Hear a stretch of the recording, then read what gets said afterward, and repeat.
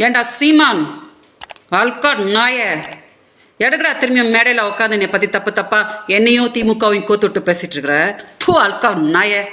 உனக்கு மான மரியாதை கிடையாதாடா? அதான் நீ பேசின ஆடியோ தான் வெளியில வந்துச்சே, அந்த பெங்களூர்காரையை வந்து நான் பேசிக்கிறேன்னு சொல்லிட்டு.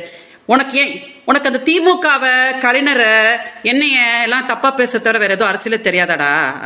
அந்த பொம்பளைய 15 வருஷமா தூ அல்கம் செருப்ப பிஞ்சுடும் சீமான். உனக்கு இதான் கட்டேசி உனக்கு நான் சொல்லிட்டு இருக்கிறேன். நான் ஏதோ செவனேன்னு பெங்களூர்ல சொல்றேன்ல, உங்க ஆட்கள் வச்சு பேசாத, நானாவை பத்தி பேசாதன்னு சொல்றலோட நாய. அப்போ நீயும் வாய மூடு. என்னமோ உலகத்துக்கு ஒண்ணுமே தெரியாதுன்ற மாதிரி ஆடாத. நீ இப்போ பிச்சை தான் எடுத்துட்டு இருக்கிற. என்னை பத்தி திமுக பத்தி தப்பா பேசியெல்லாம் நீ பண்ண 2026 பிச்சை தான் எடுப்படா நீ நாய. பிச்சை தான் நீ எடுப்ப. எங்க அக்கா பேரலிசிஸ் ஆகி படுத்து கிடக்குறாங்க பிச்சைக்கார நாய. அதனால நான் வந்து உன்னை பொறுமையா விட்டுக்கிட்டு இருக்கிறேன். எங்க பாவத்துல கட்டிக்காத சீமான். 46 வயசு வரைக்கும் நீ பிச்சை தான் எடுத்துக்கிட்டு இருந்த கல்யாணம் ஆகாம.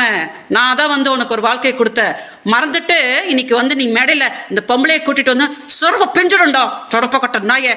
நிப்பாட்டிக்கோ, இதோட நிப்பாட்டிக்கோ. இதோ கடைசி விட நான் சொல்லிட்டு இருக்கிறேன். இதுக்கு மேல நீ எதையா பண்ணுனா நான் கண்டிப்பா சொல்றேன், பெங்களூர்ல இருந்து என்ன நடக்கணுமோ உனக்கு நடந்துடும் சீமான். ரொம்ப அமைதியா உனக்கு வேற ஏதாவது அரசியல் தெரிஞ்சிச்சுன்னா பிச்சைக்காரச்சோடைய அதை போய் பண்ணுப்போ. அதை விட்டுட்டு திமுகவை என்னையெல்லாம் இழுத்துக்கிட்டு பொம்பளை கூட்டு வந்தாங்க. அவங்க சொன்னாங்கடா போன வருஷம் வந்து 50,000 ரூபாய் குடு விஜயலட்சுமின்னு சொல்லிட்டு பொழைய தொடப்ப கட்ட நாயே. நீ தானடா வந்த, நான் கொடுக்குறேன் உன் புருஷன் சொல்லிட்டு நீ தானடா வந்த. அப்ப எதுக்கடா வந்து சும்மா திமுகவுக்கு இழுத்து விட்டுட்டு உட்காந்துட்டு இருக்கிற? நல்லா இருக்க மாட்டே சீமான், நீ நல்லாவே இருக்க மாட்ட. நான் சொல்லிட்டேன், பிச்சையிலையும் நீ பரம பிச்சை எடுத்துருவ நான் சொல்லிட்டேன். அதனால அடங்கிக்கோ.